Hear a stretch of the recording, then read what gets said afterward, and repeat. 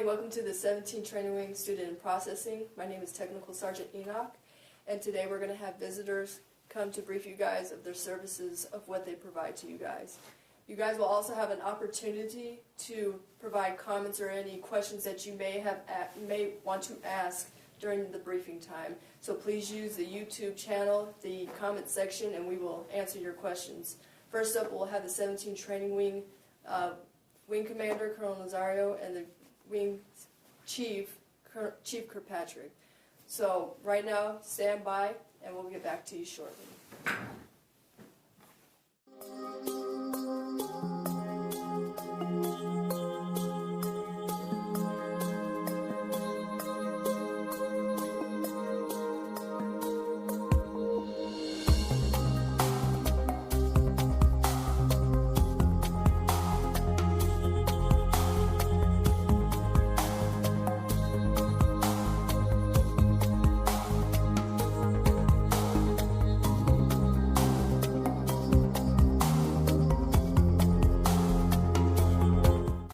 Hello, good fellow warriors. I'm Senior Airman Sheriff from the Mental Health Clinic with a mental health tip to help bolster your COVID-19 coping toolkit. Today's tip is focused on social connections. As allowed, dress for the social life you want, not the social life you have. Get showered, wash your face, brush your teeth, and get dressed in comfortable clothes. Have a list of people you strongly connect with. Try to reach out to a different person daily and rotate through your list. Remember, we are humans and very social to our core. While we all have different ways of being social, we recommend during this time to get out your comfort zone. Use available technology to connect with others in a meaningful way while maintaining the recommended physical distance. This has been your weekly mental health tip. Please share with others.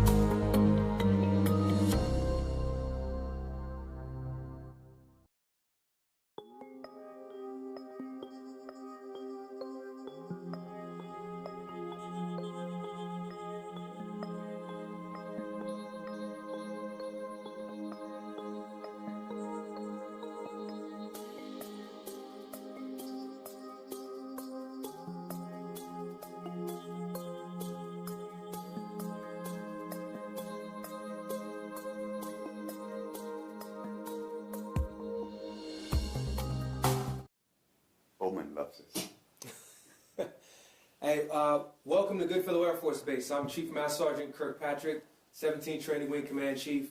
And here with us today as well is Colonel Andres Nazario, the 17th Training Wing Commander. I want to say welcome to Goodfellow Air Force Base and welcome to your Inprocessing as new members of Team Goodfellow and for this next phase of your training. I ask that right now, if you are signed in on YouTube and you're watching this, go ahead and please sign in and just give us your names in the chat box for accountability. This way we know all the folks that are in and are part of the discussion of what we have today. And additionally, you probably see a note in there in the chat from Tech Sergeant Enoch asking you if you have any questions, because as interactive as we'd like to be, we really want to be interactive.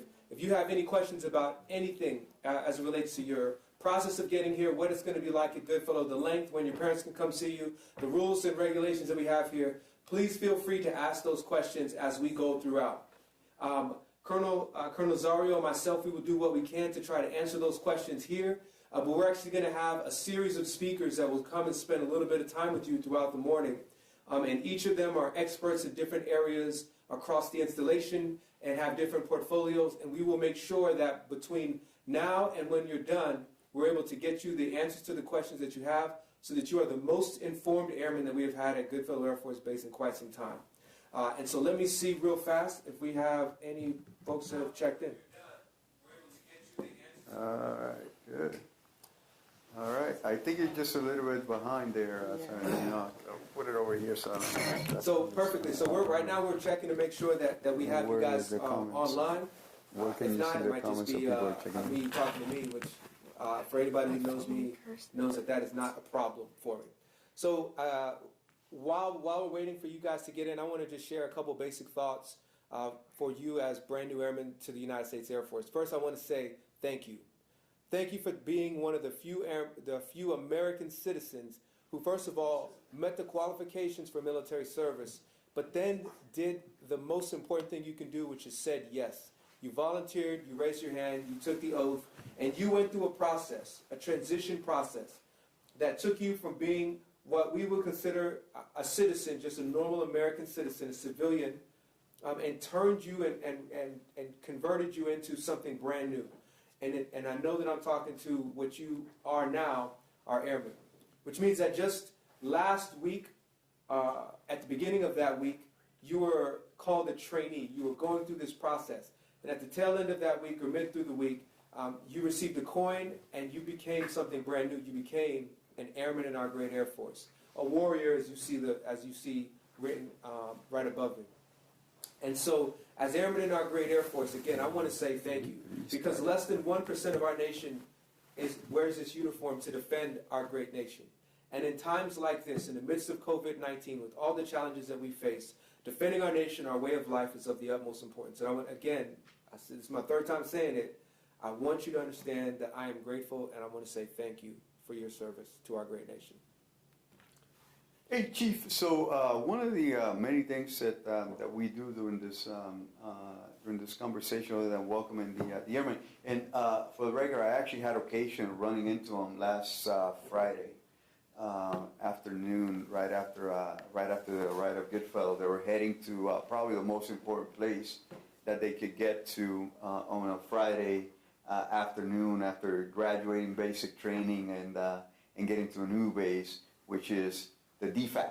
Dining facility. So they were heading to the dining facility. A great group of Americans, and what I found interesting, refreshing, and frankly just awesome about what I saw was not only that the airmen that just arrived from BMT were part of that group. There were one or two other folks that were helping them along the way, to include letting them know how the lines worked and all of that. And my hope is that as they landed, as they were received, as they're listening to us, and they witnessed that on Friday, that they understand that what we're trying to do here at Goodfellow is to get you through a process, to get you through the training, and to make that as good experience as possible and that the expectation, though, is that you take the training seriously and you succeed in your training, right? So so if I was to think about how do you succeed in training, I know there's at least 3 things that you think are very important to succeed in training. I always like for you to remind folks of that because you know they're foundational things that we do in life, and if you want to be a good airman, a good airman at training, those 3 things that you talk about are essential. So can you mention those 3 for the folks online? Absolutely. So Colonel Nazario is alluding to, and actually not alluding to, he's very specific about, asking me to share with you, I think, 3 things that will help make you successful. So first, let me say this. Your success is individual. It's whatever you define success to be. So that could be getting promoted, that could be having a family, that could be whatever. But that portion of your success, that's on you. So how you define it. But while you're in the United States military, there is a certain minimum standard, and then there's a certain construct for which we all look for success. And the minimum understanding of success in the context while you're here at Goodfellow Air Force Base, I believe, is your ability to learn your craft and to graduate and go out into the Air Force and do great things for America.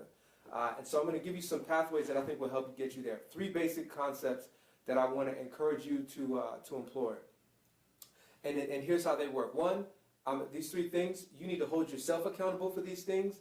And then I want you to be a good teammate, a good wingman. I know you guys don't have the shot, but if you look up, you can see it says wingman, leader, warrior. If you can be a good wingman, here's one of the key things that I want you to do as a wingman, right? Here's number 1. Get rest. Get rest for yourself and hold your teammates and and other folks accountable to make sure they're getting rest. I get it. Many of you just came from basic military training. You just got your phones back, and you may have spent the entire weekend just swiping up and down, left and right, however that plays out. Hey, guess what? That little blue screen is robbing you of the rest that you need. Because what's going to happen is you're going to show up on either the fire pad or the intel classroom, and you're not rested. And when you're not rested, your mind and your body are not operating at its highest level. And when you're trying to get through courses of the rigor that we have here, you need to be fully ready. So make sure that you're getting the rest that you need. And look at your teammates. Look at your wingman's eyes. And if they got bags, if they're not sleeping, hold them accountable. Say, hey, make sure you get some rest. Don't be playing Fortnite all night. Make sure that you're ready to rock and roll so we can get. Is that still the game of choice? I think they're playing COD or something. I can't tell. It's what plays in my house all the time by my son. So that's one. The other one is this: hold yourself and your teammate accountable for what you put in your body. And I'm talking about one simple thing: water, water, water. Please hydrate. You've heard that while you're in basic military training, but now that you're not having those meals and you have some more choice, do not think that you run off of caffeine. It does not work. You can use caffeine. I'm not saying not to, but drinking a bunch of Monsters and Red Bulls and allowing that to be the only thing that you consume is not good for the long term. So make sure that you're consuming water. And go to our dining facility and eat something colorful every once in a while. But what I mean is a fruit or a vegetable. If you go in there to get that burger with the chili cheese fries every single day, one, your teammates should be able to look at you and say, hey, I noticed you've been eating crap all day. Let's try a salad or all week. Let's try something like that a little bit different. That's holding yourself and holding a teammate accountable. Because the uniforms may fit very well right now, but I've seen what it looks like when airmen lose sight of that and you get to the 6 month down the road and stuff doesn't fit the way you started. And a lot of that is because of poor diet. So I want to encourage you, and again, what you eat feeds your mind, your brain, your ability to process information and get things done and operate at a high level. That's what you need to graduate. And the third and final thing is fitness. Hold yourself, hold your teammate accountable for fitness. And we take this very seriously here at Goodfellow. We are all about it. Our world revolves around doing what we can to make sure that you have an opportunity for fitness. In fact, even when we are looking at the fact that we've had to close our indoor gym because of coronavirus and COVID-19 concerns, you should probably see right now that we have been moving equipment all across the installation so that people can still get it in. But hey, you know what? Going for a good run. If you've got the legs and knees to do it, go for a good run. We've got tons of pathways. We've got trails. You know, you can do push-ups, burpees, you can do all those things in your own room, in your own space, air squats. You've got tons of opportunities. Our military training leaders are going to make sure that we don't lose sight of keeping you guys as fit as possible. But that's one aspect. You hold it. You got to have a evaluate yourself as an individual, and at the same time hold your teammate accountable for being and trying to stay as fit as you can. Because again, if you get rest, if you feed yourself right, and if you stay exercise, and if you keep active and exercise consistently, it's about feeding your mind and your body everything that it needs so that it can operate at a high level. And I assure you that you want to be operating at a high level when you're dealing with the complexities of learning the intelligence functions, or as well as the fire functions for all of my fire dogs. I don't know if there's any special instruments, guys, but it's the same thing. If you're doing something extraordinarily complex, you need to be ready for it, and those three basic tenets of life will help you. If you have them as a part of your battle rhythm, if you hold yourself accountable, they will help make you successful for whatever challenges come your way. So Hydration, sleepsation, and physical exercisation. That was Spanish for hydrate, sleep, and work out a little bit. Hey, so I don't see anybody has any questions. Feel free to come up on comms and ask. We'll wait a few minutes.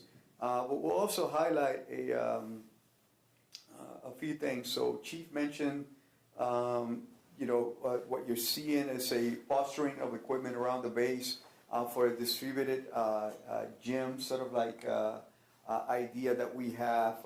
We want to create the Venice Beach of West Texas by giving you options. And we've learned a lot from this COVID-19 period. And one of the many things that we learned is stuff that we thought we could only do in a physical place and in an enclosed space. We actually could do distributed. We just got to think through things a little bit different, and people just adjust accordingly when you provide them the tools to do things. So, Chief, are you getting any questions? It seems to me I'm looking at your comment box over there, and it seems a little bit more used than the comment box that I have over here. So I don't know if there's something wrong with this phone. Or anybody's asking any questions? no questions yet. So I have a list of everybody here. Let's recognize them. Who do you have online? So we got Airman Schumann. I hope I pronounced that right. Hey, welcome, Airman Schumann. Yeah. So I put a message in there. There's one question. It's a question I asked, which is, where are you from? So I'm curious. I always like to know where people are from. Sometimes we get a whole class and a whole group of people, and they happen to all be from Connecticut or something like that. And so feel free to drop where you're from and maybe what course you're going into as you guys identify yourselves. We got Airman Wilkins, Carruthers, Airman Johnson is in the house. Welcome, Airman Johnson. We have Airman Prince Williams, which is a outstanding name. Prince William. Prince William. Yeah, that's okay, so okay, now I gotta ask. Please come up on comms, Prince William. Is it in honor of Prince William, as in the? Was your family obsessed with British royalty? Yes or no? Yeah. You got to answer that one there for us, Prince William. Yeah. And that's awesome. We have Airman Cheryl. Okay. Cheryl. William. It says William Prince. So I think maybe put his name backwards. Either way, it's pretty cool. Oh, William Prince. Yeah. Okay. And he said, "Thank you, sir." That was the response I have so far. So hey, basically, if you can't see anything. We love to feed off of you. We want to be able to answer whatever questions, concerns you have. In the time that you're going to have here, you may have one or two touch points with wing leadership, and this is one of them. And so, if you've got that big burning question or that small, question or thought in your mind, feel free to ask it. You can ask questions about us, our backgrounds. We haven't really talked a lot about that. Actually, while you guys are thinking, I'll just tell you briefly.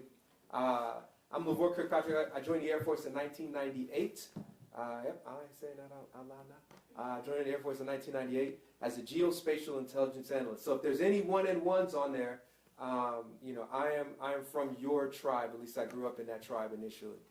And, I came here to Goodfellow Air Force Base as a student. I was a student leader We had a really good time. I went off to my first assignment, which was Beale Air Force Base in California, and did a couple things and came back to be an instructor. Do you work with Godfrey, Bill? Absolutely. Sean Godfrey, yeah. Captain Godfrey, Yeah. Or Lieutenant Godfrey when I first got there. And he's here now. Yeah. And so I came back to be an instructor in the mid-2000s. And while I was an instructor, this is a note for those people who decide to make this a career. While I was an instructor as a tech sergeant, I had that great opportunity to work and interact with the captain I met at the time. His name was Captain Andres Nazario. Very highly, high energy, highly motivated captain that I was working with in 2005, I think it was. And lo and behold, in 2019, Colonel Andres Nazario shows up, and we're reconnected 15 years. And all it shows is that miracles can happen. So, we got some 1-and-1s on there. Oh, good, man. Good. They're coming up. Yes. They're coming up. Hey, Chief, one of the things that can you hold this up for a second? I have mine. Hey, the expectation is that that you're wearing this on your time here, and that you're exercising physical distance as part of your daily routine. I'm telling you that because one of the many things that we continue to revisit on I like to say a weekly basis, but the fact is that we probably revisited it on an hourly basis, is what else can we restore around the base. And for those of you that are showing up just this week, we're thinking about potentially bringing some food trucks and stuff like that. That's not normal at the time of COVID, right? But the pact, the agreement, the social compact, if you will, in political science terms, that we have is an unwritten one, and that is that you will follow social distancing and the wearing of the mask and all that kind of stuff. We want to keep doing those things for you, but I got to see that people are complying without us having to remind them. So be part of the group that's complying. I appreciate that, and I know all of you were on Friday, so I'm not worried about you. Just keep it going. I saw you smiling. Do we have questions? Well, I'm smiling for a few reasons. Yeah. One, there actually was somebody from Connecticut, so Matt, shout out. I nailed one right. It's a small group, and I still picked the right place where somebody's from. Somebody's from Clearwater, Florida. I know you love it. Oh, no kidding. Where did they go to high school? What's the name? Abriana, I can't pronounce that last name. Weigel? Weigel. Right. She's from Clearwater. She'll tell you where she went to high school from. Yeah. But somebody did ask this question. It's for both of us. They said, what kind of benefits do you personally see in being a airman leader? Ooh, I'll let you address that at the beginning. I have many thoughts on that, but I'll let you address it first. She went to Clearwater High School. That's it. Oh, yeah. Hey, thank you. I'm asking because Sergeant Selena, who's our CCK person over at the Wing headquarters, she's actually from Clearwater. And we were talking about it yesterday. What was her name? Weigel? Yes, yeah, hey, Weigel. Yeah, so my family lives in just up the road in Odessa, Florida. So I'm pretty sure you know it. But anyway, let's address this the student leader thing. Very important.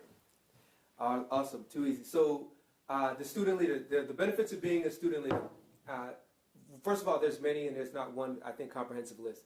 When I came in, the thing that I wanted to do was to really learn how to lead. And so as a airman leader, it gave me an opportunity, one, as I was going through school and learning my course, I had a little bit of extra time and other things that I wanted to put my energy towards. So I volunteered to become a student leader rope, and at the time we did a lot of marching, accountability, and so forth for folks. It was a desire I had because I wanted to learn the craft of leadership and how to influence and motivate and inspire other people. We led PT sessions, and we did all of those types of things. And so in addition to learning my craft of being a GON analyst, I also wanted to learn a little bit more at an advanced level of what it meant to try to lead and influence others. But what you'll see while you're here is you're going to learn a lot about the different student leader programs that we have. And it's not just the Airman Leader rope, the student leader rope. We're going to have chapel ropes. We have a drill team. We've got multiple teams that people can get engaged in, which can take an interest that you have and allow you to circle up with people who have similar interests and actually get a higher level of connection, of community, as well as learning and development in whatever that area is. And so while you're here, it's about engagement, honestly. And so if there's anything that I learned, it gave me an opportunity to be around some like-minded people who had a passion for leadership and influence. And we developed and learned together under the leadership of our military training leaders when I came through. Hey, so that, to me, those two are the ones that I think about is the developing and learning, right? What better place to begin developing your own leadership chops that at this laboratory that we have in a training base, right, of personalities, of, there's 3,500 of you at any one point, 4,000 of you at any one point, and to get the opportunity not to boss people around. Mm-hmm. I like the word that you use because it's the word that matters the most, and then sometimes it's not used enough when we talk about leadership, which is the art of influencing.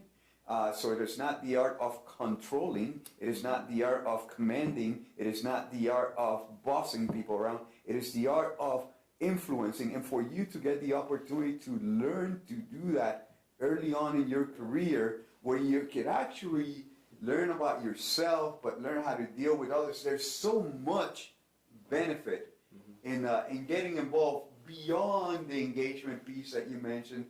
Beyond all that, there's the self-development sort of like opportunity that you have, that you gain from, that I think is going to serve you well in the future. So so the earlier the better. There's two things that nobody will ever be able to take away from you. One of them is education. The other one is training. Right? And I think there's at least some sort of like basic course that they go through in order to earn the rope and all that. So there's literally training and development that's part of this. I know that's definitely the case for the student leaders. Yes. Like they have like a program that they have to go through. So so again, take the everybody should be screaming about getting involved in that. Absolutely. So if I can, I want to make just this one plug. You do not have to wear a rope to be a leader. In fact, so while I was here, I did not wear a rope my entire time here, and actually, so one of the beautiful things about kind of the art of leadership and learning it early on in your career, particularly in this environment, one, it's in my mind, it's a safe learning environment, because that's what it is. It's a learning environment.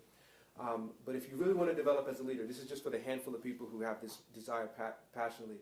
You got to learn to lead without having the rank and position to back you. If you can lead and influence your peers and you don't have rank or the position over them, but if you can work that ability to galvanize people together towards a common goal, and you can do that through convincing, through influencing, through different methods of working with folks, that will be tremendously influential or powerful for you as you then gain and earn the responsibility to match the leadership that you already have been showing and developing, because that's how it really should work. And so you will see, in times, you'll see folks who rely on their rank in those positions. But I want to encourage you, if you have a desire to develop leadership, learn it now. Don't wait for the stripes and for those things to catch up. The leadership lessons that you learn now will be pivotal for you going forward. I'm reminded of the one airman. I don't know if you remember him. He very passionate about mental health. You remember that young airman? Yes. And this was a few months ago, maybe he graduated maybe 3 months or 4 months ago, but obviously we were with him 6 months before that. And he didn't have a rope. He did not have one rope. But everybody knew who he was. He just had this passion. People gravitated towards him. He had a passion for helping people, for sending people. So he knew where all resources were at. So that airman led. Absolutely. Right. And all of you. I mean, many of you do it on a daily basis, right? To your point. Lead a PT session with 3 of you, man. Right? I mean, it's that simple. When you learn little things like that, they slowly but surely become part of your DNA. They already are. You're just rediscovering it or discovering it for the first time. Now they have the opportunity. Go for it. What other questions are we getting? So I don't see another question coming up. I see some. Caitlin Wood is from Reno, Nevada originally, but I think she just came out of Colorado Springs since this summer. So yeah, welcome. And then we got Airman Jordan Egbert has just joined us. So again, welcome as well. Same thing as we said before. If you got questions, they can be straightforward, complex. It doesn't matter. You can shoot us our way. We won't be here the whole time. We got other experts that are going to come in and answer some of those questions. But while I was looking, there's so many one-on-ones. I have to say, welcome to the imagery world. That again, was my craft. It's the thing that I did for over 20 years, and I absolutely loved it. The simplest way, and again, I taught it as well. The simplest way I can think is think of yourself as the eyes of America, the eyes of freedom. Whenever there's something happening on the Earth's surface and America needs to know about it, we need to see it, you're the eyes of freedom. Your SIGINT brethren in the 316th, if we have any 1 in 4s, in many ways they're the ears, they're the other senses, but you guys are the eyes. It hasn't been seen unless you guys are the ones that see it. And throughout our nation's history, from the Cuban Missile Crisis all the way to today, we have been, our craft, or that craft of being a geospatial imagery analyst, has been a vital portion of our American national security enterprise, being able to answer great questions for our senior leaders. And so I'm excited for you guys to come and learn the craft. You should be motivated and inspired to get after it. And same thing for our 1 in 0s and 1 in 2s and 1 in 3s, 1 in 4s, whatever it is that you do. 1 in 8, we can have the same conversation. Yeah, I have a very, very similar conversation about every single craft we do. What we do here at Goodfellow is extraordinarily important in America. 1 in 4s, 14 ends. Are there any 14 ends in here? Probably. No, they don't play. We got to figure out how they're doing their processing, because we got a bunch of them coming too. Yeah, I'm interested. yeah. They should be piping in on this one. No need to be doing separate ones. All right, good. What else you got? I got to thank you. No, thank you, as I said before. So I don't see many other questions, sir. So unless you had a couple last bullets you wanted to share, I think we can hand it over. Yeah, let's go ahead and close it out then. I'll close it out with this, and we're very serious about this. Obviously, you can. I hope that you can sense from the conversation and the back and forth here that both your chief and I are quite personable. We are that because you allow us to be that way, because you remain professional. So during your time here, right, don't forget that your north is getting out of here so that you can contribute to the field in the specific craft that you've chosen, right? Whether it's the eyes of the nation, the ears of the nation, the brains of the nation. If you are in operations one, putting it all together. We can't wait for you to get the opportunity to do that. None of that happens unless you understand what is foundational and you embrace what is foundational, what Chief talked to you about. None of that happens without self-discipline on your part to get through this. The good news is that unlike 2 months ago, where 90% of you would have had to wait maybe 2-3 months to even get into a class, that's best case scenario. Some of you 6 months, depending on clearance, right? We're getting you to training right now. So we're going to keep you mentally engaged right now. And that is a good thing. Know this, just like you're going through this, there are hundreds that are also going through it, that came in through the same process, and they are thriving. So all we ask is that you yourself also take the time and just thrive. We're giving you everything we got to allow you to do that. Take it on, smile, and tell me when you're graduating here in the next 2, 3, 4, 6 months out from now. It is our honor to share this journey with you, and we'll see you on the other side of this. Thank you. All right, good. Are we still on? Yes, because I think the next briefer is going to come. Oh, the next briefer.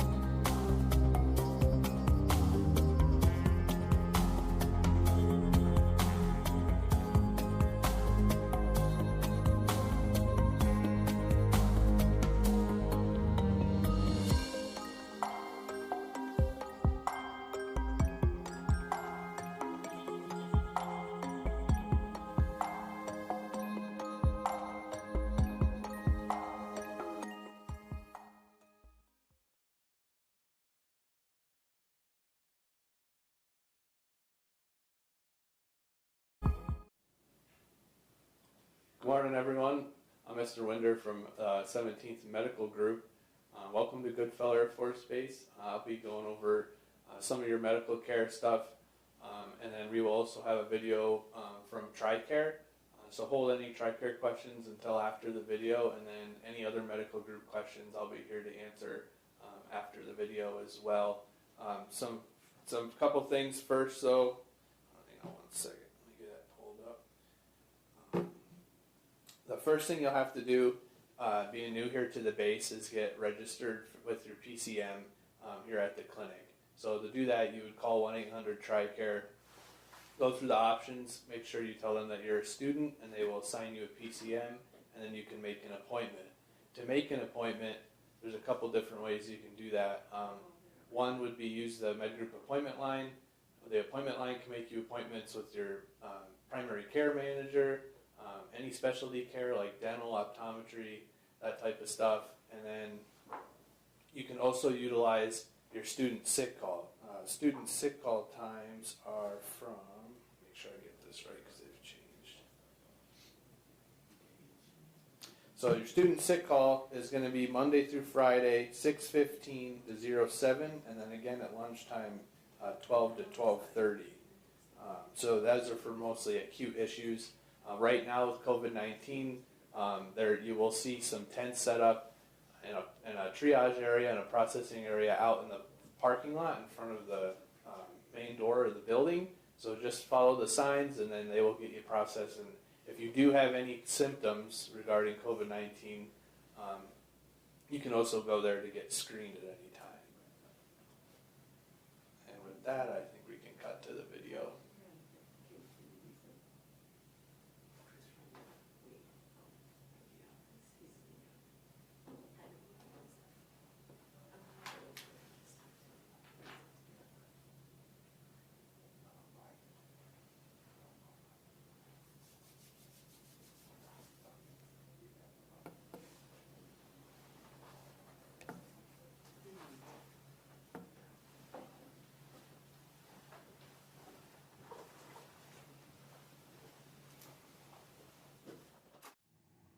Good morning.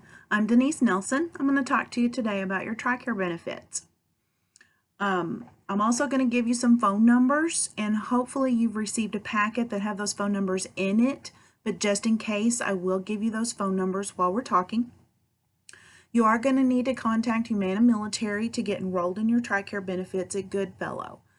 That number is 1-800-444-5445. Now, it's not an automatic transfer when you change duty stations, so you will need to get a hold of them and get it changed to Goodfellow, or else you won't have any medical benefits. If you have family members that traveled with you, spouses and children, they can be enrolled at the same time. Just tell them who all you're enrolling. If your family members did not travel with you and they're already enrolled in TRICARE, you don't have to make any changes for them until they move. And then when you all go and you meet up again, then you'll just change everybody at the same time when you get your first duty station. Now, your dependents do have to be enrolled in DEERS before they can be enrolled in TRICARE. The DEERS office at Goodfellow Air Force Base is located at the Norma Brown building. That is building 430. It's the big headquarters building on the main street, across the street from the fire department. Make sure that you have your dependents enrolled in DEERS, which is how they get their ID card. After they're enrolled in DEERS, then they can be enrolled in TRICARE. Now, at this time, the 17th Medical Group is only for acute care.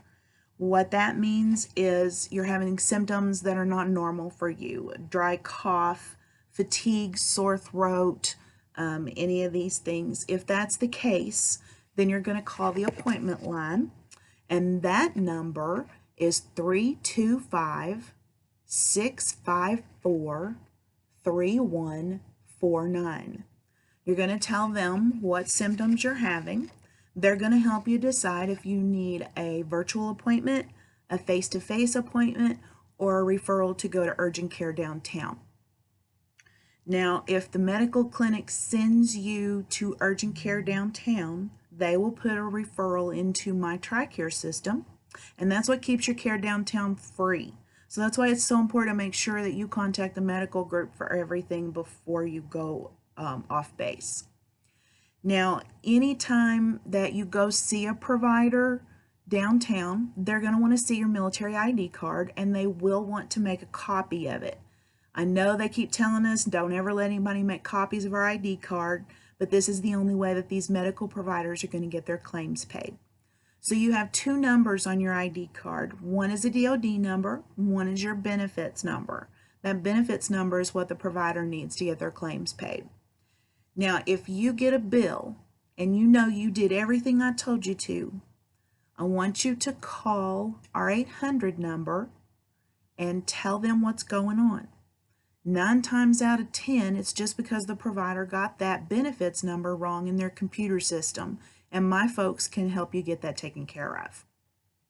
Now, if you have an emergency, we don't have emergency services on base, but we do have 2 hospitals downtown, Shannon and Communities.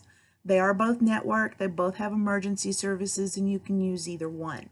A true emergency is loss of life, limb, eyesight, or possible broken bone.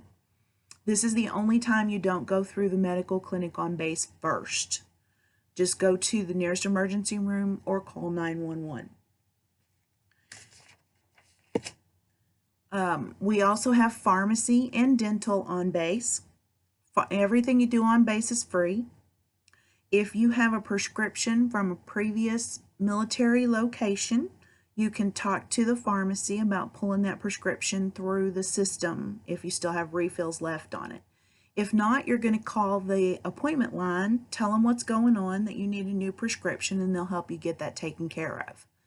Now for dental, they do not do routine exams while you're in student status, but if you have an emergency or an issue, I want you to make sure that you're calling that appointment line, tell them that you need dental care, and they will help you take care of that.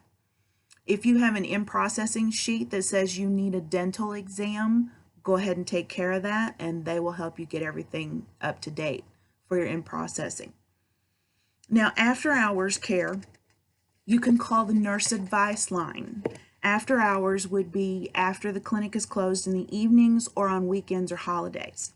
The nurse advice line, the number is 1-800-874-2273, option 1. They're going to help you either for at-home care. They're going to suggest you go to urgent care. They can help you get a referral for that, or they'll send you to the emergency room. Follow the directions for whatever they tell you. They're going to put the phone call into the system so that the military system can see it later. And that way, if you have any problems with the bill, say the referral didn't get put in correctly, then they can go back and listen to that call and see what was going on. Now, remember that the only time you go off base without talking to the medical group or the nurse advice line is for a true emergency. Everything else goes through the appointment line. I'm going to give you those phone numbers again.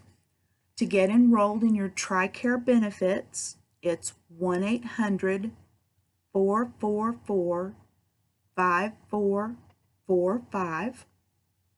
To make an appointment at the medical clinic or to get a referral, it's 325-654-3149. For the nurse advice line for after hours care, it's 1-800-874-2273. Make sure you get all your referrals put in the system. If you have your handouts, hopefully, they should have all the urgent care clinics and the hospitals listed on it. They also have civilian hospitals on the back of the handout. There's copays showing on there. That's for your family members. You'll show your ID card for your prescriptions off base, and they're still free for you. If you have any questions, please call us at 1-800-444-5445. Thank you for your service, and welcome to Goodfellow.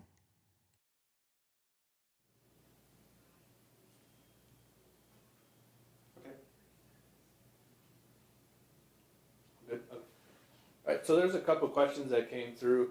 The first is from Caitlin Wood. Says, I have a prescription that I need filled. What's the process to get that? For a prescription fill, you would just call the appointment line at 654-3149. And either if it's something that you need refilled, your PCM can put the refill in, but if it's expired and needs a new medication, you would have to do a consult with the PCM or their care team.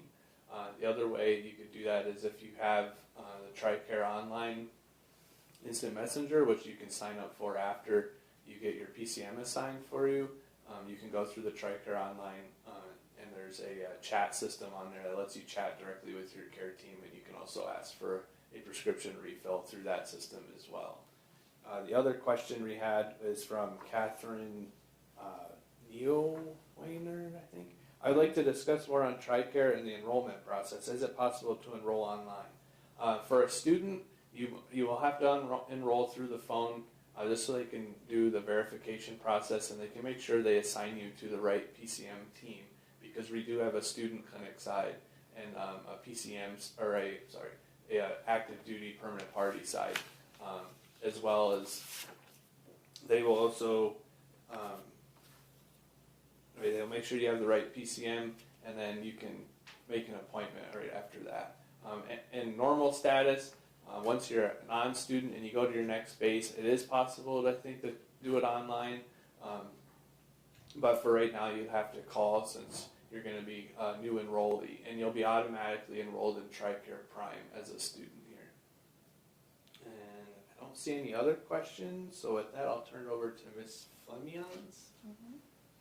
Thank you. Welcome to Goodfellow Air Force Base. The Installation Voting Assistance Office is here to assist you with exercising your right to vote in 2020. So all military personnel and family members, you can vote where you're at, anywhere in the world, whenever you're not in your voting jurisdiction. And the way to do that is 2 simple steps. I'm going to cover that with you right now.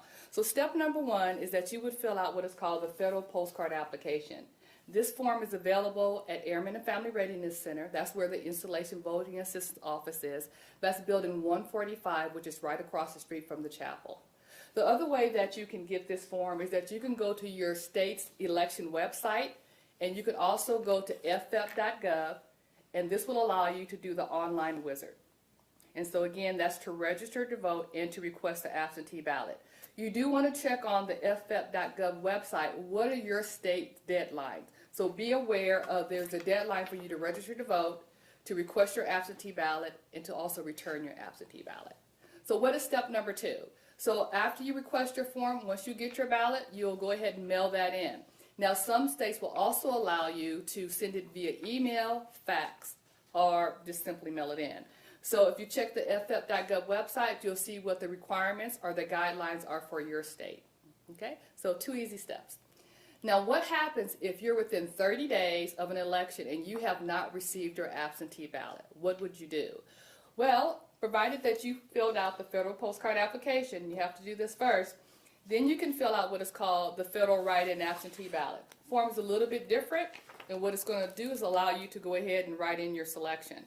This form is also available at the Voting Assistance Office at Airmen and Family Readiness Center, Building 145, and you can also do the form online at ffep.gov. So very important website for you to go to with all the deadlines.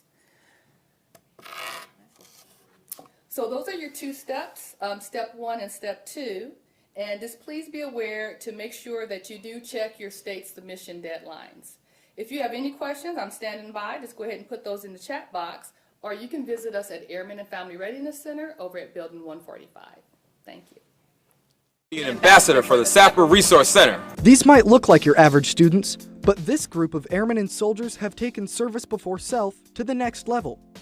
These individuals have challenged themselves and others to meet a new standard of excellence by participating in the Students Against Sexual Harassment, or SASH program. These students, known as Teal Ropes, are on the front lines of sexual assault prevention and response. Being here day after day with every week meetings, trainings, whatever we do as a group, volunteer. Students from across the 17th Training Wing volunteer their time to promote sexual assault awareness and provide their peers with all available resources in their time of need. Just making this place and the greater San Angelo community a safer place all around, educating more soldiers, airmen, Marines, sailors. The new ropes symbolize the positive change that the SASH program strives to create in and around Goodfellow Air Force Base. We're about dedication, and we're about what our motto is, strength and unity. We're united, and we want to unite the base, Goodfellow Air Force Base. It's a win-win for everyone, and the base, I see, is winning from that. From Goodfellow Air Force Base, I'm Airman First Class Michael Bowman, 17th Training Wing, Public Affairs. Okay.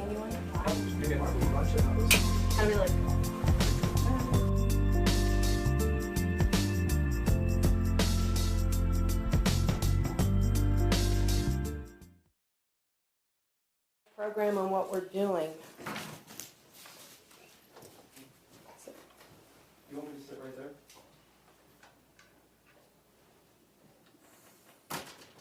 Hello, I'm Lori Mattis from the SAPR office here at Goodfellow Air Force Base. I'm one of 2 full-time victim advocates. We are located in Building 258, right off the Truth Walk, and if you need someone to talk to, we're available 24/7. So we're going to talk a little bit about the restricted and unrestricted port. We're not going to go into a lot of detail about it because everyone should have received this little teal card. Because on the front is our contact information, and then on the back it talks about restricted and unrestricted reporting. So if you have any questions on that, we'll get to those in just a little bit. So one of the questions, though, that we have, and you may be able to see the slide there, it talks about who can take a restricted report. Only SARCs, SAPR victim advocates, and volunteer victim advocates and healthcare personnel will be able to receive restricted reports of sexual assault. Chaplains and military attorneys are covered under confidential privileges and cannot make official reports. So what happens in that case is usually an attorney or a chaplain will call our office, and if you so choose to make a restricted report, we can take that information at that time. So we have a list also of individuals that are mandatory reporters, and that is security forces and MCIOs or OSI, any commander, any members in your chain of command, so such as your MTL, such as your first sergeant, or even your command chief. So those are mandatory reporters. So I just encourage you, if you think that you want to speak to someone and tell them about a situation that may happen, please call our office and ask to speak to a victim advocate. So Air Force instructors are also considered part of the supervisory chain. So I know at times that we feel that, our instructors, that we can share anything with them. So please be aware that they are mandatory reporters. So also EOB will provide a disclaimer about talking to someone about if you reveal to them that there's been a sexual assault. So what they would normally do is they will contact our office, and then we'll meet with that individual.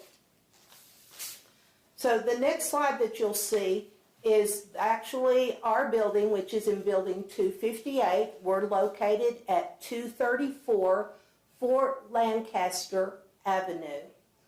And our office hours, right now they've changed just a little bit, but I just encourage you to call the hotline at 325-654-1570, and we will make sure that someone is available to speak to you 24 hours a day. So at this time, if you have any questions, please let us know, and we'll try to answer some of those questions.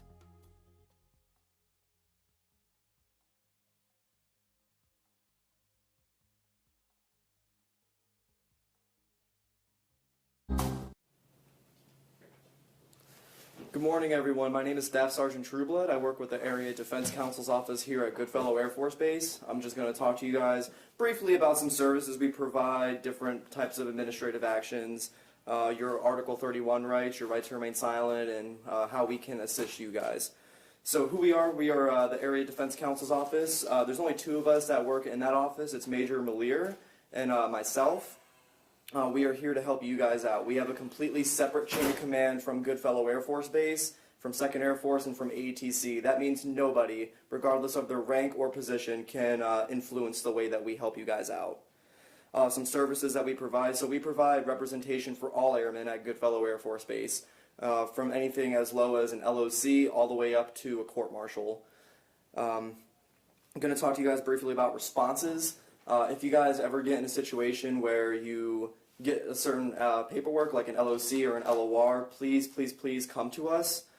We can definitely get you guys squared away and get you a good response for the LOC, and maybe even get it dropped, or hopefully, or no matter what happens, that response will always go in the paperwork. We help out with court-martials. So there are 3 different types of court-martials that airmen can face: a summary court-martial, a special court-martial, and a general court-martial. Summary court-martial, the maximum punishment is 30 days in confinement, and there's no federal conviction that comes with that. A special court-martial, of course, this is based on the nature of the offense, but the maximum punishment is a year in confinement and a bad conduct discharge. And then a general court-martial is more of your felony-level court-martials, and the maximum punishment could be life in confinement and a dishonorable discharge, again, just kind of depending on the nature of the offenses. We also do non-judicial punishments, or Article 15s. If an airman were to get an Article 15, they would definitely come to us, and we would definitely help them out. With an Article 15, you do have different rights than you would an LOC or an LOR. You have the right to turn it down and take it to a court-martial, and you also have the right to a personal appearance as well. And the punishment is based on the grade of the person receiving the Article 15 and the grade of the commander. So it could be anywhere from forfeiture in pay to reduction in rank, stuff like that. We also deal with Article 31 rights and interrogations. If you were to be read your rights by, say, an MTL or OSI or first sergeant or instructor, definitely come to us. You do have the right to remain silent. You have the right against self-incrimination, and if you do invoke your right to remain silent, that should not be held against you at all. So definitely, if you get your rights read to you, please come to us. We could be reached out at 325-654-5070. If you guys have any questions, I turn it over to you guys for questions. Communication is one of the blessings that we as chaplains have. What it means is that no matter what is confided in us, we are not obligated to say that to anyone, even if it has to deal with harming someone or themselves. Even if it's a mandatory reporting state, we keep that 100% confidentiality. And what that does is that gives the freedom for people to know that what they say to us is not going to go anywhere.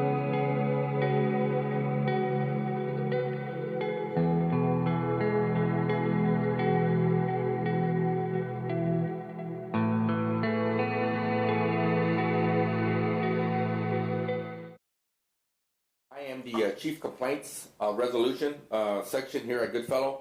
I'm going to explain to you what we do, what kind of services we provide. What do we do? What do we look at? If you have an issue with, you think that you're being reprised against, you think you're being, somebody's restricting you from coming to see the IG, somebody's restricting you, or your supervisor restricting you to going to see your commander, your first sergeant. Restriction, reprisal, those are primary cases that we work at. Everybody in the Air Force has a right to file a complaint. Whether you want to go through your chain of command, or you want to come see the IG, or you decide that, you know what, you're going to do the infamous congressionals and you're going to go directly to your congressman. That is your right according to 90-301. So if you have issues, we always tell folks, just because you file a congressional doesn't mean that it's going to be worked at the congressional level. A lot of the times what will happen, if it's something that happened at Goodfellow Air Force Base, it's going to trickle down back to Goodfellow. So we're going to handle it here at Goodfellow. Now we will respond back to the congressman. On those kind of instances, we don't respond back to the complainant until the issue is resolved and we have replied to the congressional member, the congressional member will reply to you since you went to them and sought and to seek assistance. Now, if you come to us with complaints directly to our office, we will guide you through the whole process of the complaint. We're going to be upfront with you. We're going to do an analysis. We call it an analysis, and we're going to tell you what we're going to do with your complaint. If it's in the IG channels, and then we'll proceed it to the IG channels. If we see that it's not in the IG channels, that somebody's being unprofessional or somebody did something wrong, you got paperwork, we're going to guide you to the best office that provides you the best resolution. That's what we do when we look at issues primarily. Our responsibilities, we work directly for the wing commander. Does that mean that the wing commander influences us? No. The CRP is a very, very unbiased program that is run to make sure that if you have issues, that your issues are addressed, and they're addressed by a person that is non-partial. They're looking at all the facts, and they're addressing the facts. They're not addressing who you are or who the commander is. They're addressing the facts. If we need to investigate, we will investigate as the IG. If it's an IG and if it's an IG issue, you should be able to, like I said again, file a complaint. You can file a complaint for yourself. You can file a complaint for your wingman. You can come into our office and say, you know what, I want to be anonymous. I don't want my name to leave the IG channels. At that point, we will send your issues. If it's sent to the command or wherever we're sending the issue to, we're not going to release your name. Sometimes that can hinder the response that you're going to get due to the fact that if the issue is particularly with you, if it's an issue that you're having, or Airman Jones is having an airman pay issue or a PCS issue or something like that, that issue is pertaining to you. So the only way the commander or the command can help you if you're having that kind of issue is if you let them know who you are so they can assist you properly. Now, if it's a broad issue, it's just something that's going on in the dorm, something that somebody's doing, and it's not only you that have that issue, there's a lot of people, at that point, it's pretty easy because the commander is going to handle the issue, and it's not going to be particularly pertaining to you. It is the issue that they're going to be handling. Sorry, I take my glasses off, I can see. We also identify trends and analysis. We do trends and analysis for the commanders depending on what complaints are coming through our office. If we see something coming from one particular unit, it's kind of the same thing. We pick up the phone and we call the commander and we let him know, hey, sir, ma'am, this is going on in your section or part of your squadron. There might be issues that you need to address. We are, like I said, fact finders. We are not there to be your side or the subject side. We are there to gather facts. Again, everybody has rights. The preferred way to answer a complaint or the way a complaint should be answered is at the lowest level possible, meaning that first question that come out of my mouth after I hear your complaint, what we do is call an intake. We do your intake. I'm going to ask, have you gone to your leadership for assistance? Now, if your leadership is part of the problem, probably not going to answer that question because you haven't gone to them yet. You're not going to go to them because you don't feel comfortable. But if you have an issue that you haven't taken to them and you just because, you know what, I think I'm going to the IG rather than them, first thing I'm going to ask you, have you gone to your leadership? There are the people that are in the best positions to assist you, whether it be your first sergeant, your chief for the squadron, or your commander. Those people have the authority to fix your issue. Myself in our office, we have no authority other than to review your issue. We can't tell a commander how to fix your issue. We can only say, hey, sir, ma'am, you got an issue, and they're going to take it upon themselves to review it, gather all the facts, and then they're going to handle the situation the way it needs to be handled. You should be able to file a complaint without a fear of reprisal. What is reprisal? Reprisal is you come to me on a Wednesday, file a complaint. On a Friday, they call you into the office and they give you an LOC or an LOR because you come to CIG. That's reprisal. They can't do that. That's illegal. That is, and that is something that can be, we will review it, and that's something that the IG will review, and we will substantiate those findings because they can't do that. You have the right to go to the IG if you have an issue. Restriction. What is restriction? Restriction is your first sergeant tells you that you can't see your commander to address an issue. That's restricted. He can't do that. You have the right to go all the way up to, again, through to the Congress member to file a complaint. We do not offer confidentiality. So you come into our office. I'm not going to tell anybody. We do have the IG folks do have a need to know.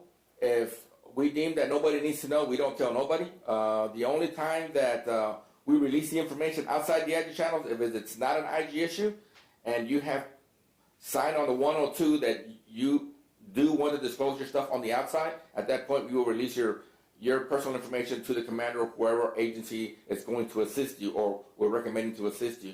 If you put do not, and then we won't release your name. It'll stay within the IG, and we will act as a conduit between the agency that's working your issue and you. We do, like again, we do not provide confidentiality. You want confidentiality, you go to ADC, you go to the chaplains, not us. We can't do that. Now, that being said and done, we do not release your information unless it's a need to know. Your commander can come into my office and you have told me that you don't want your name released, we're not going to release it. I'll lose my job for that. Non-IG matter, there's a lot of stuff that we get. A lot of times when people come in, they come in with a LOR, Article 15. All we can do is we can guide you. My recommendation, if you come in with an LOC, LOR, we're going to refer you to ADC. We're going to refer you to the agency that can best assist you to resolve your issue. If you come to us with a sexual assault, we're going to probably refer you to the SARC. You have PCS issues, we're probably going to refer you back to the MPF. Those are the people that are experts in their jobs, and we're going to refer you back to them. Now, we are located in Building 300. We are right across from the event center. Right now, I come in on Tuesdays and Thursdays are my day. I come in from 8 to 5, so I'm in my office if you want to come see me. On Mondays, Wednesdays, and Fridays, I can be reached, or at my office number, you can leave a message. The other number that you can leave to the front office is 325-654-5289, and that's got an answer machine to it, so you can answer it. Or if you want to call a hotline, we do have a hotline number that we check on a daily basis, and that's 325-654-3048. Leave a message. We'll get back with you as soon as we can. Like I said, I do come in every Tuesday and Thursday to make sure that things are being done, and also to answer any other issues that we got in our mailboxes that if we have anything. Or you can shoot me an email. I am Nicholas Navarro. I am probably the only Navarro on base. So if you have an issue, you can send me an email and I will reach out to you. At this point, that's all I have. Anybody got any questions?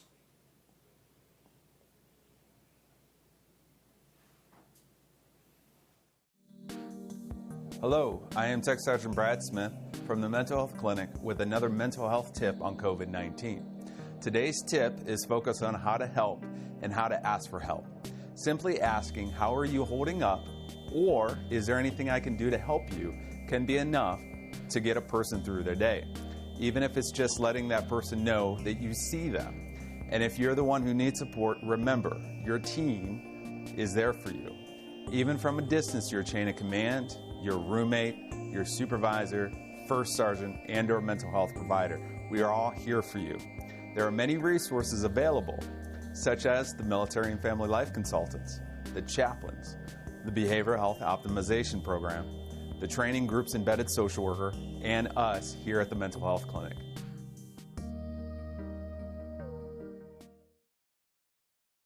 Hello, Goodfellow. I'm Staff Sergeant BC with today's COVID-19 mental health tip. Today's tip is about control. During times of uncertainty, it is helpful to focus on things that we do have control over. Consider your living space. Think of your living space as your world. Organize your bookshelf, purge your closet, and turn your world into something more pleasing for you and your guests. Sticking to a routine is also a good practice of control. Go to sleep and wake up at the same time every day. Only use your bed for sleep, and designate certain areas of your room for certain activities, like reading, exercising, or phone conversations. If you found this tip helpful, don't forget to share with your friends. We're all in this together.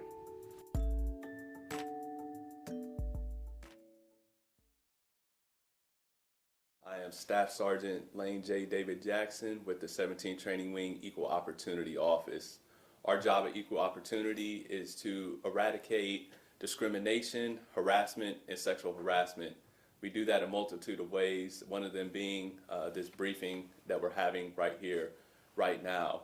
When I alluded to discrimination earlier, what that means is that Military, to include yourselves, your dependents, and civilians are protected against discrimination.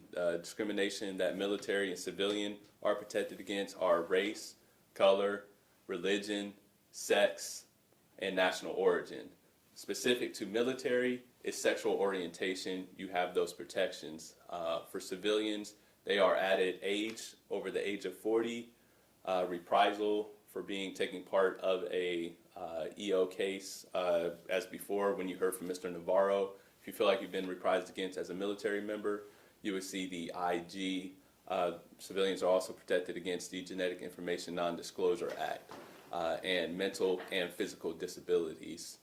Another thing that you are protected against is sexual harassment. Biggest thing with that one is just knowing exactly what sexual harassment looks like. Here we do have the SARC and the SAPR office. We do work hand in hand with each other. Some of the issues can be very closely related, but at the same time very different, especially in regards to physical sexual harassment. Thing is, with sexual harassment, in regards to the nonverbal, you're looking at things like sexting, social media type of things, just making a hand gesture, sexual innuendo, elevator eyes, things like that, on and on. There's not really an all-inclusive look of what that looks like, but in this day and age, at least here on Goodfellow Air Force Base and Air Force wide, one of the biggest things is sexual harassing somebody using social media, electronic means. Another form of sexual harassment is verbal. So just kind of saying those things, having them physically come out of your mouth, directing that to an individual, saying things that you want to have sex with them, using quid pro quo type thing, that, hey, if you do this for me, I will do this for you in return. In regards to sexual favors, biggest thing with sexual harassment is just unwanted sexual attention. To keep that term in mind, unwanted, can't footstamp that one enough. In regards to physical sexual harassment, that is in the eye of the beholder. So to say, when I talked about that line earlier between sexual assault, sexual harassment, one person's good game pat on the butt might be a sexual harassment, another person's good game pat on the butt might be another person's sexual assault. It's not my job or anybody else's job to tell you whether it is sexual harassment or sexual assault. One thing we do not have in our office, we do not have confidentiality. So if you come to us and tell us about any harassing type of things, discriminatory type of stuff, it is our job to report that back to the commander, because they do have that right to know what is going on within their units. So if you do come to us in regards to sexual, it might sound like a sexual assault, we will send you over to the SAPR office to speak with them. If it is in fact back with our office with sexual harassment, we'll be more than glad to take that complaint from you, but we really want you to keep,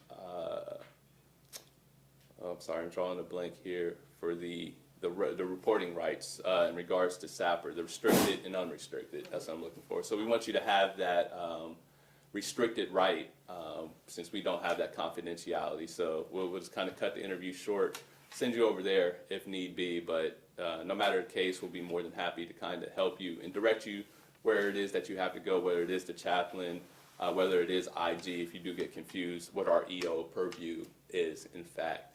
Kind of moving on, the way the complaint process does work. So essentially, if you do have a complaint, a lot of different ways that it could be handled. One thing that we encourage, but you don't have to do as your first, second, third, fourth, last resort, is just confronting that individual face to face. Sometimes it has to do with more of ignorance than it does sexism, racism, so on and so forth, that the person, maybe where they're from, they don't realize or recognize that as being a discriminatory type of thing, sexual harassment type of thing. Another option you have is going to your chain of command, whether that's your supervisor, flight chief, first sergeant, commander, anywhere you want to go in that chain of command to report said discrimination, sexual harassment. In regards to equal opportunity, what it is that we could do for you, you could file an informal complaint. There is no timeline for that. And basically what we'll do is kind of work with you and help you come to that resolution that you're looking for. So maybe it is writing a letter to that individual, giving them a call saying, hey, we had this person come visit us. They said this is going on. If it doesn't stop, then we'll have to go to that formal level, so on and so forth. In regards to a formal complaint, you do have 60 days from knowledge of said discriminatory or sexual harassment to file that complaint with us. If not, if it goes over that amount, there are waivers that can be taken care of for mitigating circumstances. We do what is known as a clarification. So we take whatever documentation, witnesses you may have, look at that and work on a preponderance of evidence type of thing. So essentially, is it more likely that this did or did not happen? Last thing we do is equal opportunity treatment incidents. So it essentially comes down to if you see something, say something type of thing. Equal opportunity treatment incidents, or EOTIs, basically things that affect the installation as a whole. We'll talk about bathroom graffiti has been a very heavy one on here, going back to social media. If somebody were to post something that could be seen by a multitude of people on, off installation, where it just kind of affects more than just one individual in the prior sexual harassment, discriminatory type cases that I spoke of earlier.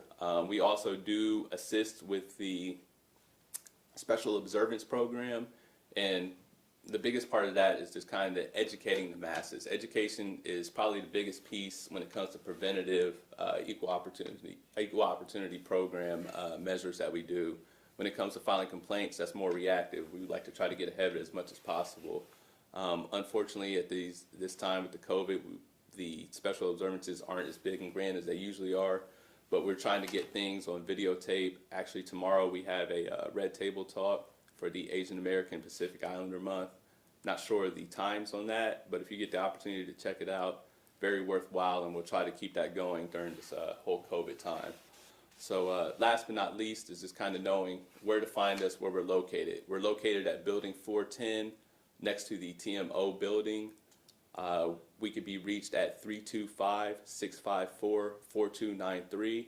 We're not in the office all day, every day, but we do come in on a rotation to be able to check our messages every 2 to 3 days or so. So we'll at least be in there 2 days out of the week.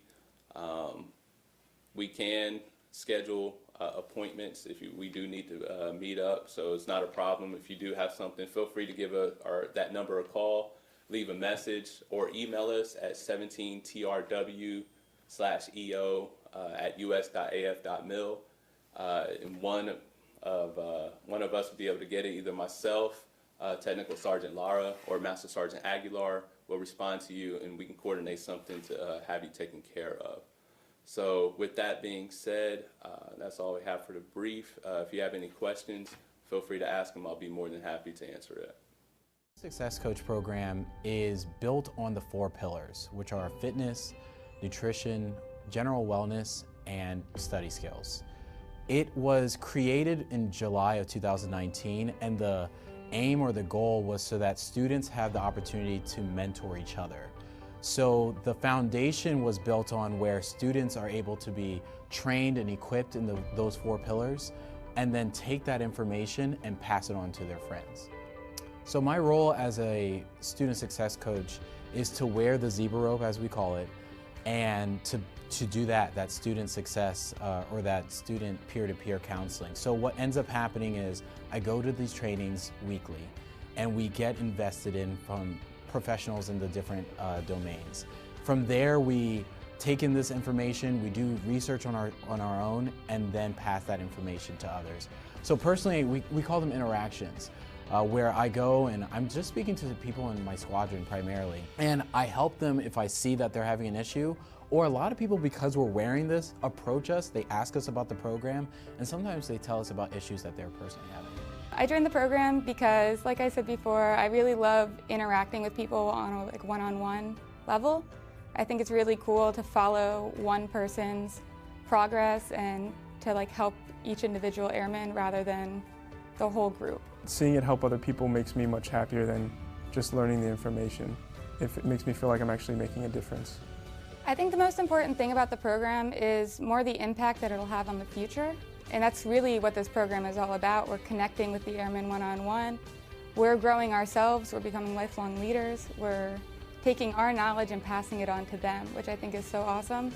And I think that as this program grows, that we'll see like more airmen wanting to help others and reach out for help at the same time.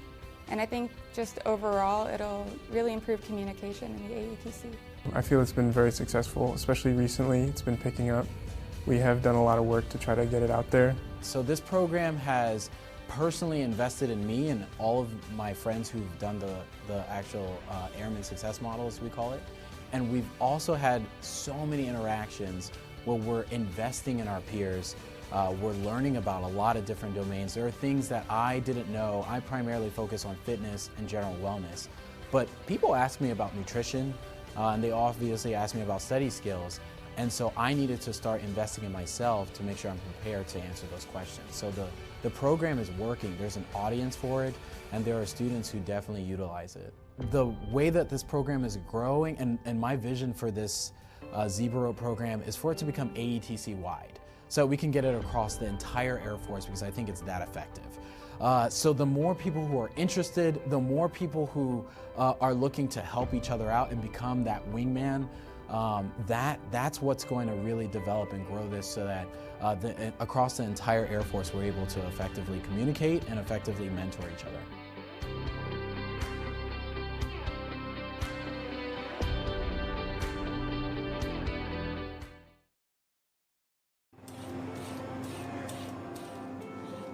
Hey, good fellow. Thank you for all you do.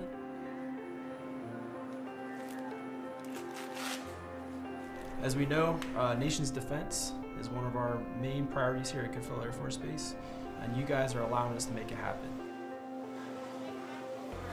I know it hasn't been easy with COVID-19, but your hard work is greatly appreciated. From in the med group, keeping us healthy, security forces keeping us safe, from over in the training squadron, training group, keeping the mission going, getting airmen trained, ready to go out into big Air Force support that mission. Thank you for everything that you do.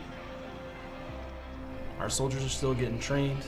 Our cadre are still able to accomplish the mission because of the efforts that you're doing. You are the true silent warriors, the silent professionals, keeping us afloat, and just wanted to thank you for all the support that you have given us. Thank you for being Goodfellow Strong. Together, we're Goodfellow Strong. Together, we're Goodfellow Strong.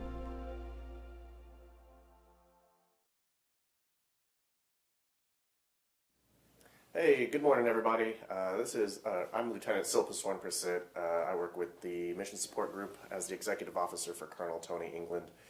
Basically, what I'm here to do is kind of just explain to you a little bit about what our piece of the puzzle is during this whole COVID situation, how we can assist you through these times, and kind of answer any questions if you have them. So overall, the Mission Support Group covers 6 different squadrons, and just like it says in the name, we're all oriented towards supporting the mission, right? So the communications squadron, civil engineers, contracting, force support, logistics readiness, and security forces. So that covers quite a bit of detail in terms of, you know, the leverage we have on base and how we try to support you all as you go through training, your families, and everything like that on the installation.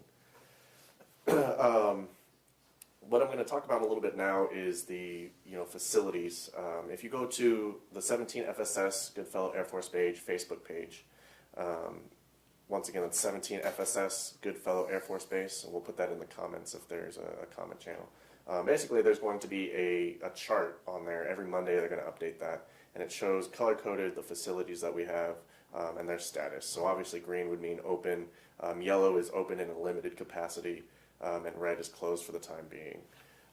For most of the yellow ones, those are the kind of the ones that are going to be crossing your paths a little bit. So like, for example, the DFAC is yellow, right? So obviously in a limited COVID capacity, the DFAC, we're encouraging you all to still go to the DFAC.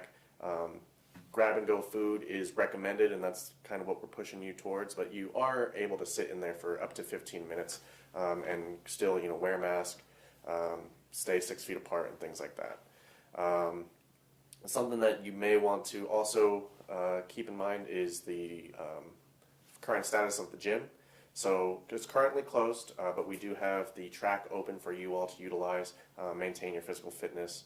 I haven't heard anything in terms of physical fitness testing, so more information is going to be coming down the pipeline in that regard. But when you're testing yourselves, hold yourself and hold your wingman accountable. Go out there and run on the track, wear your mask, and stay fit, right? So just because COVID-19 is prevalent in all of our lives doesn't mean we stop working out and stop maintaining our fitness to execute the mission. So really, again, I'm just here to answer any questions you all have. Again, we cover 6 different squadrons, kind of a broad mission. So if there's anything that you kind of want to discuss, ask questions about, I'm here and I'm standing by.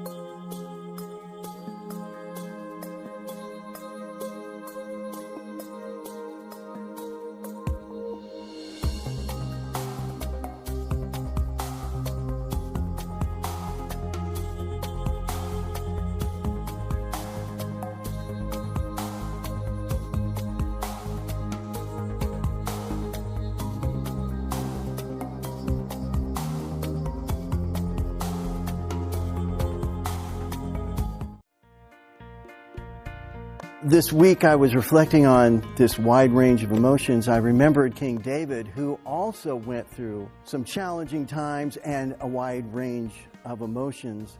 In Psalm 23, we see that David, even though he was walking through the valley of the shadow of death, he feared no evil, for he keenly felt God's presence in that situation. But one psalm before, Psalm 22, same David, different suffering situation. He was being pursued by the current king of Israel who wanted to kill him. David starts Psalm 22 a little bit differently than Psalm 23. He begins by saying, my God, why have you forsaken me?" That angst, David, in the next page and a half, goes through, and as he's writing all of his thoughts down about the pursuers and the things that he's going through, you can actually hear the pen starting to become a little lighter, the nib not pressing down on the paper as much. And then he cathartically processes this to a point where he ends Psalm 22 with, "We will proclaim of God's righteousness to a people yet unborn, for he has done it." So whether you are going through a Psalm 23 moment or a Psalm 22 moment, realize that it is okay to get in touch with your feelings. Don't be afraid to connect with the suffering. David connected with the joy in the suffering in Psalm 23 and the angst of the suffering in Psalm 22. And that's my hope and prayer for all of us during this time. God be with you.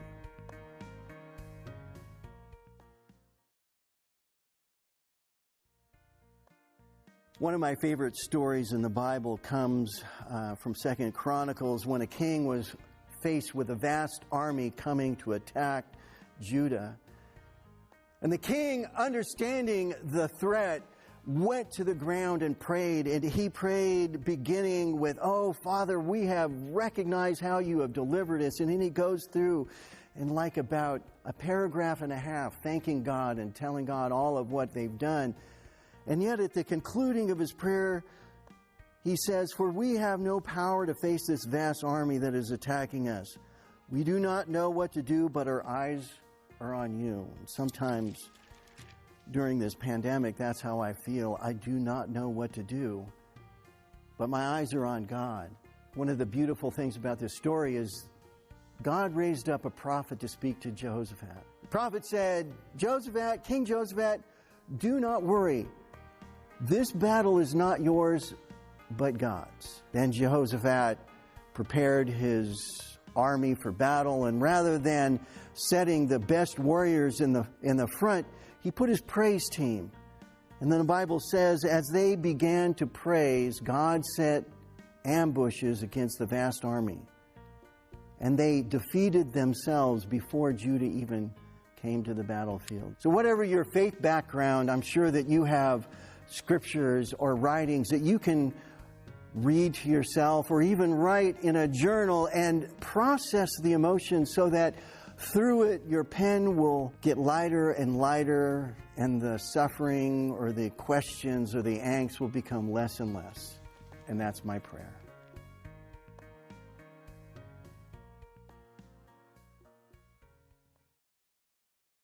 My name is Jerica Escobedo. I am one of the 5 military family life counselors here at Goodfellow. The military family life counselors provide free counseling services to military members and their dependents.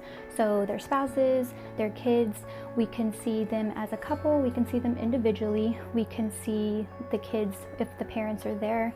We discuss anything ranging from classes to being an instructor, to relationship issues, anger management, what's going on in the family, are you needing help maybe just adjusting to the military life. I always say that life in general is very difficult, and then once you're in the military, you're adding more stress onto that. So that's why we're here. We're here to service the military members, their families. What I want people to know about MFLACs is that we're here. Most people have never heard of the MFLAC program. I think it's very important for everyone to kind of just know what we do, to know that we're here to talk with you about anything. I mean, it can literally be, if you're venting, if you need to vent, come talk to us. That's why we're here. That's exactly why they created this position. So come out and talk to us. That's exactly what we want.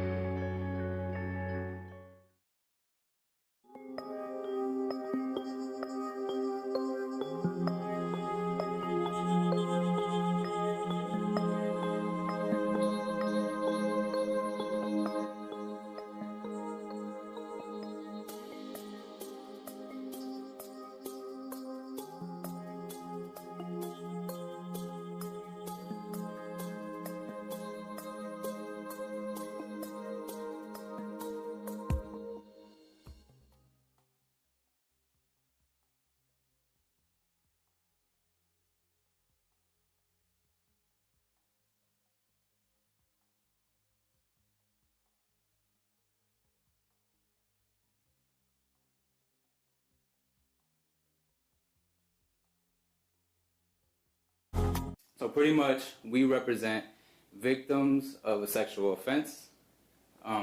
Anything legal-wise, Captain Quacko can advise you on. If, whether you go unrestricted or restricted, you may obtain an SBC. How that usually goes is I will receive a referral form from the SART, and I'll follow up and do a conflict check with the client just to make sure that, say, maybe there was a witness that Captain Quacko maybe had previously that might bring a conflict, so we would have to find you another SBC. However, if you want to call in to the office, that's perfectly fine. You can call in, and I can fill out the referral form for you, but we have to actually send up a referral form request for an SBC for you before you can actually talk with the SBC. But once that gets established, then we'll go ahead and set up a meeting for you, and you can come in, or because the COVID-19 and we're teleworking, it'll probably be over the phone. Let me go ahead and give you my contact number really quick. So my contact number is 202-631-1218, and you can contact me at any time, even on weekends.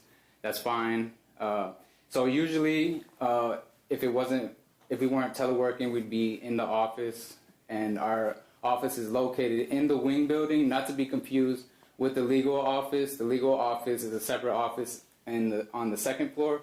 We are on the first floor. That's pretty much all I have. If you have any questions, feel free to reach out to me.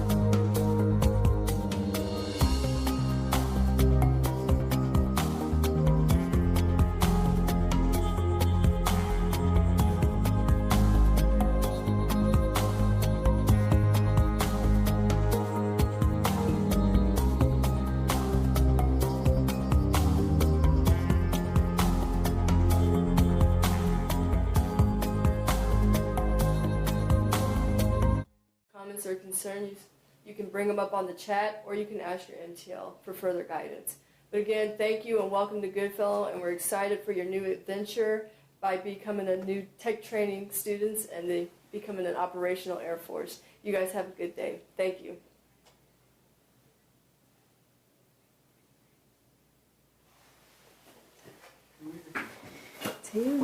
Yeah, I'll keep you guys on